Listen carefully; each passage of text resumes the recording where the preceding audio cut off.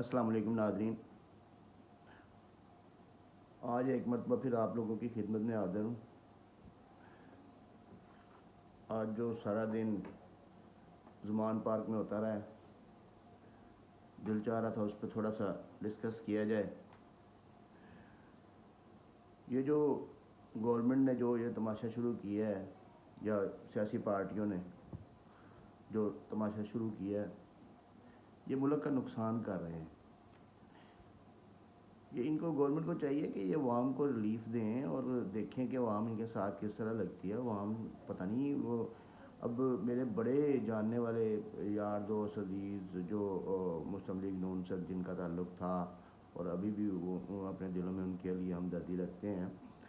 تو وہ بیچارے پریشان ہیں کہ وہ کس طریقے سے ان کی حرکتوں کو جسٹیفائی کریں۔ تو یہ اس طریقے سے یعنی کہ انہوں نے اٹیک کیا زمان پارک پہ ایک بندے کو پکڑنے کے لیے۔ اب یہ جو وارنٹ گرفتاری ہوتے ہیں، یہ جس وقت کوئی ملزم عدالت میں پیش نہیں ہوتا تو یہ بائی لا جو ہے نا وہ جسٹریٹ صاحب جو ہے نا وہ نکال دیتے ہیں۔ جیسے رانا ثناء اللہ کے بھی نکلے ہوئے ہیں، لیکن اس کو پکڑنے کے لیے کوئی نہیں گیا۔ اس کے علاوہ اور بھی لوگوں کے نکلتے ہیں، تو اس طریقے سے تو حلہ نہیں بولا جاتا۔ ہاں ٹھیک ہے، وہ ایک سیاسی فگر ہے، پولیٹیکل فگر ہے عمران خان۔ اس کو اگر آپ نے گرفتار کرنا تھا تو ایک ایس پی لیول کا یا ڈی اے جی لیول کا بندہ جاتا ہے ایک اس کے پاس، اس کو بتاتا جا کے کہ آپ کے وارنٹ گرفتاری نکلے ہیں، اور اس کو سرو کرواتا ہے۔ آپ 18 تاریخ کو پیش ہوں، نہیں تو ہم 17 کی شام کو آپ کو جو ہے نا وہ آپ کے پاس آئیں گے اریسٹ کرنے کے لیے، اگر آپ کا ارادہ نہیں ہے پیش ہونے کا۔ تو اگر آپ 18 کو پیش ہو جائیں گے تو ٹھیک ہے، تو آپ خود ہی آ جائیں، ہم آپ کے صاحب کو ساتھ لے کے جو ہے نا وہ کورٹ میں پیش کر دیں گے، یا اس سے پہلے آپ وارنٹ کینسل کروا لیں، سسپینڈ کروا لیں، یا جو بھی آپ نے کرنا ہے آپ کر لیں، کیونکہ ہماری مجبوری ہے۔ اس طریقے سے میسیج دیا جا سکتا تھا، بجائے اس کے کہ ادھر جا کے گھیرا ڈال کے اور وہ 2 3 4 ہزار پولیس والے لے کے، تو اس طریقے سے آنسو گیس کے شیل اور یہ وہ، تو یہ بالکل ہی جو ہے نا وہ غلط ہوا ہے بھائی۔ یعنی کہ اسٹیٹ کا یہ کام نہیں ہے کہ اس طرح ایک بندے کو پکڑنے کے لیے اس طریقے سے، اور ایک ایسے کیس میں، اور اس طریقے سے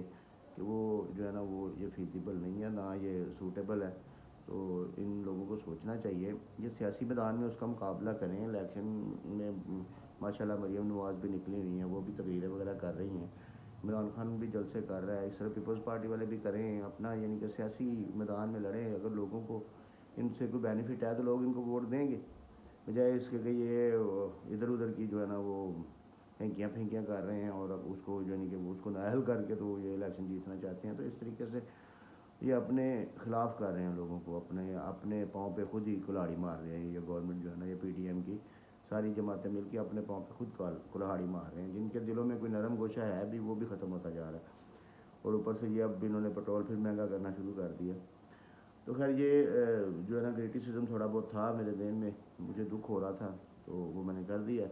آج کا جو ٹاپک ہے وہ ہمارا کنٹمپٹ آف کورٹ پہ ہے، کہ توہین عدالت کیا ہوتی ہے، اس کا کس طریقے سے ہوتی ہے، اور کیوں ہوتی ہے، اور کیسے ہوتی ہے، کب ہوتی ہے، اور اس کی سزا کیا ہے، پروسیجر کیا ہے۔ تو توہین عدالت جو ہے نا وہ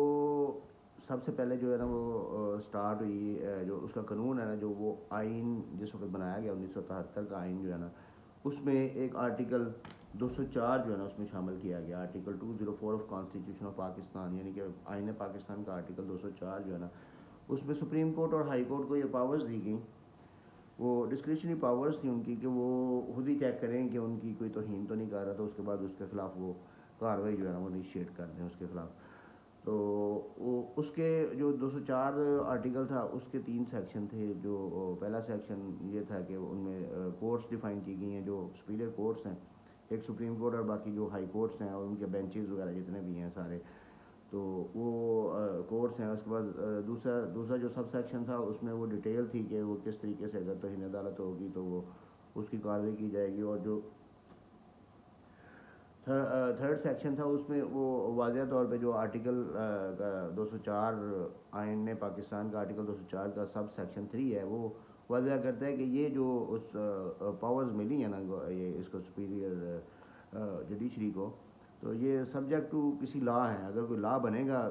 کنٹمپٹ آف کورٹ کا، تو پھر اس کے مطابق جو ہے نا وہ اس پہ عمل کیا جائے گا، یا جو سپریم کورٹ کے اپنے رولز اینڈ ریگولیشنز ہیں اس میں کوئی ڈیفائن کیا جائے گا کنٹمپٹ آف کورٹ کی سزا کیا ہے اور اس کا پروسیجر کیا ہے، تو پھر اس طریقے سے اس پہ عمل درآمد کیا جائے گا۔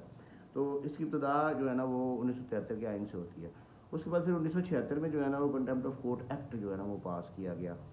تو جو اس کے مطابق پھر یہ سارا چلتا رہا۔ تو اس کے بعد 2003 میں جو ہے نا وہ مشرف گورنمنٹ میں مشرف دور میں وہ جو ہے نا آرڈیننس، ایک کنٹمپٹ آف کورٹ آرڈیننس جو ہے نا وہ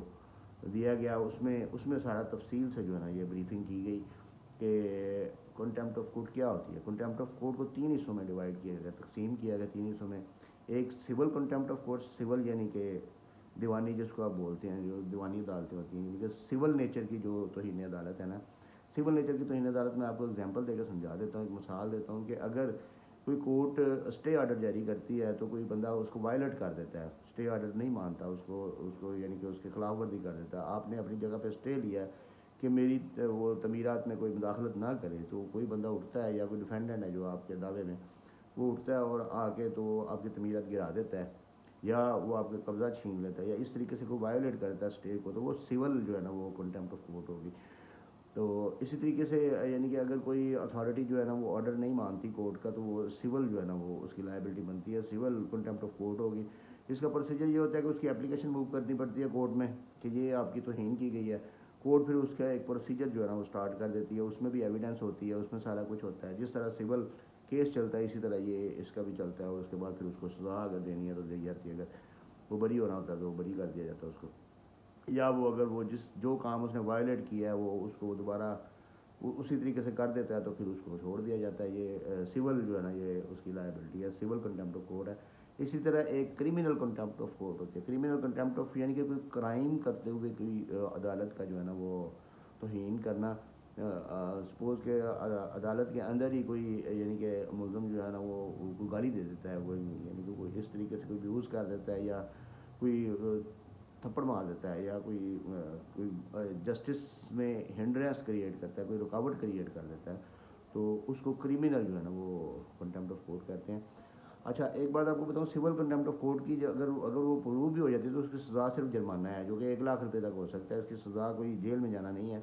سول کنٹمپٹ آف کورٹ جو ہے نا اس کی سزا جیل میں جانا نہیں ہوتی، اس کی سزا جو ہے نا وہ جرمانہ ہے۔ تو لیکن جو کرمنل کنٹمپٹ آف کورٹ ہے اس میں جو ہے نا وہ 6 ماہ کی جیل بھی ہو سکتی ہے، اور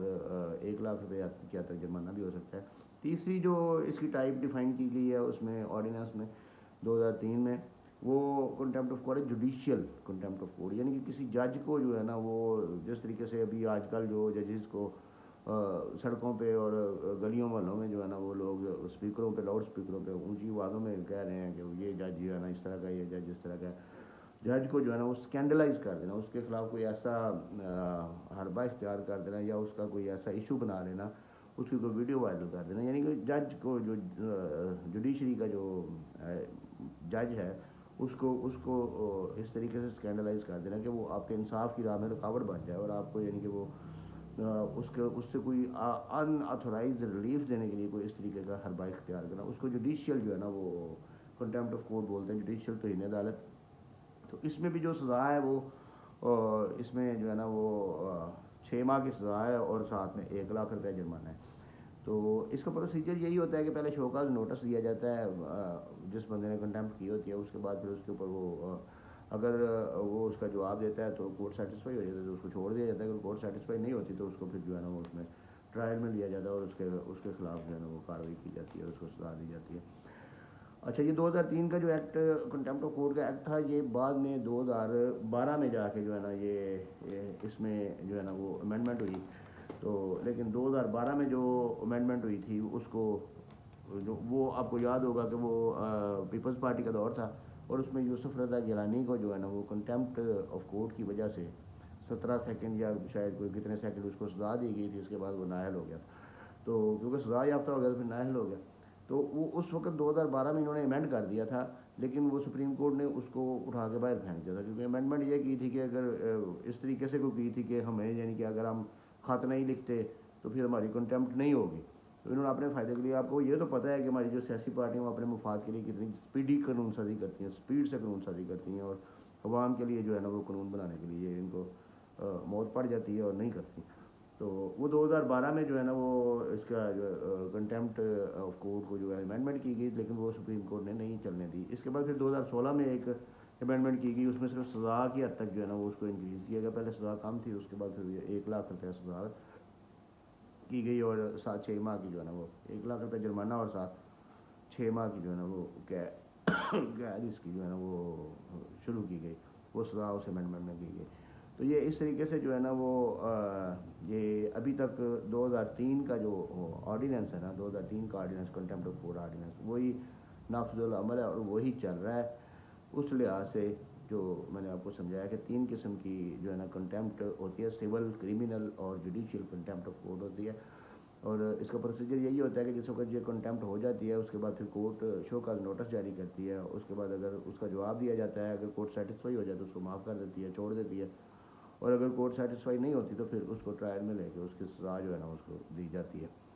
تو اس طریقے سے یہ نیکسٹ انشاءاللہ پھر کوئی اور قانون آپ کے لیے لے کے آؤں گا۔ تو میری ایک ریکویسٹ ہے کہ آپ یہ جو ویڈیو ہے نا یہ پوری دیکھا کریں اور اس کو شیئر لازمی کیا کریں، تاکہ یہ جو قانون کا ایک ٹاپک میں نے شروع کیا ہوا ہے اس لیکچر کا، اس میں چھوٹے چھوٹے ایسے پوائنٹس ہوتے ہیں کہ جو لوگوں کو سمجھ نہیں آتے، تو پھر وہ کوشچن کر لیتے ہیں، مجھ سے پوچھ لیتے ہیں، پھر میں ان کو جو ہے نا وہ بتا دیتا ہوں۔ ابھی بھی کوشچنس تو ویسے بھی بہت زیادہ آ رہے ہیں، کوئی وراثت کے آ رہے ہیں، کوئی پٹواریوں کے، اور جو زمینوں کے خاص طور پہ زیادہ آ رہے ہیں۔ تو لیکن پھر بھی میری آپ سے یہ ہمبل ریکویسٹ ہے کہ آپ ایک تو میرا جو یوٹیوب چینل ہے اس کو سبسکرائب ضرور کریں، کیونکہ نیکسٹ اب یہ ڈیلی بیسس پہ انشاءاللہ ویڈیوز آپ کو ملا کریں گی، لیکچرز ملا کریں گے۔ اور دوسرا یہ ہے کہ فیس بک پیج بھی جو ہے نا وہ فالو کر لیں، تاکہ آپ کو ادھر سے نہیں تو ادھر سے مل جائے، دونوں جگہوں پہ اپلوڈ ہوتی ہے۔ تو اور اس کو شیئر ضرور کیا کریں، لازمی شیئر کیا کریں، تاکہ دوسروں کو، دوستوں کو، بھائیوں کو اور سب کو یہ ویڈیو پہنچے اور ان کو تھوڑا بہت جو میرے پاس جو نازک سا علم ہے نا وہ ان تک پہنچ سکے۔ بہت شکریہ، اللہ تعالیٰ آپ کا حامی و ناصر، اور خدا حافظ۔